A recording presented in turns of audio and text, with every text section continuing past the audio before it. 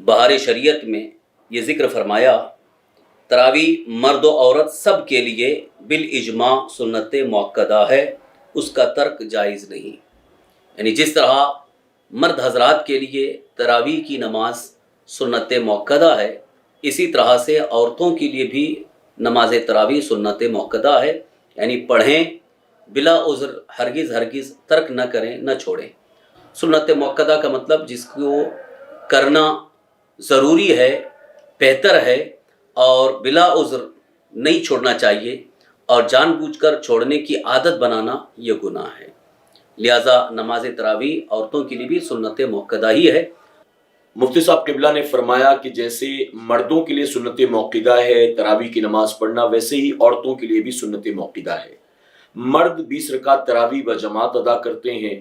عورتیں بھی کیا جماعت کے ساتھ تراوی کی نماز ادا کر سکتی ہیں؟ ان کی امام چاہے کوئی عورت ہو یا کسی حافظ قرآن کے پیچھے وہ جماعت میں شامل ہو سکیں، کیا شریعت نے اس بات کی عورتوں کو اجازت دی ہے؟ عورتوں کے لیے جماعت نہیں ہے، کیونکہ جماعت کا اہتمام عام طور پر مساجد میں ہوتا ہے اور ان کو مسجد میں آنے سے منع کیا گیا ہے۔ رہا مسئلہ اگر مسجد میں نہیں آ رہے ہیں، گھر میں ہی اگر تراوی کی نماز باجماعت پڑھی جا رہی ہے کسی حافظ قرآن یا کسی صحیح خواہ عالم دین کے اقتداء میں، تو جس طرح مرد حضرات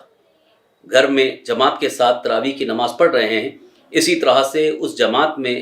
عورت بھی شریک ہو سکتی ہے۔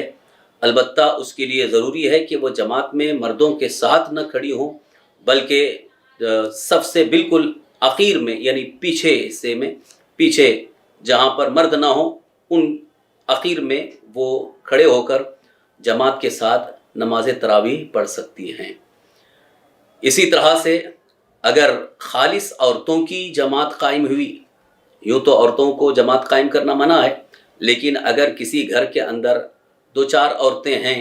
اور ان میں کوئی عالمہ ہے، حافظہ ہے، اور وہ نماز کے مسائل جانتی ہیں،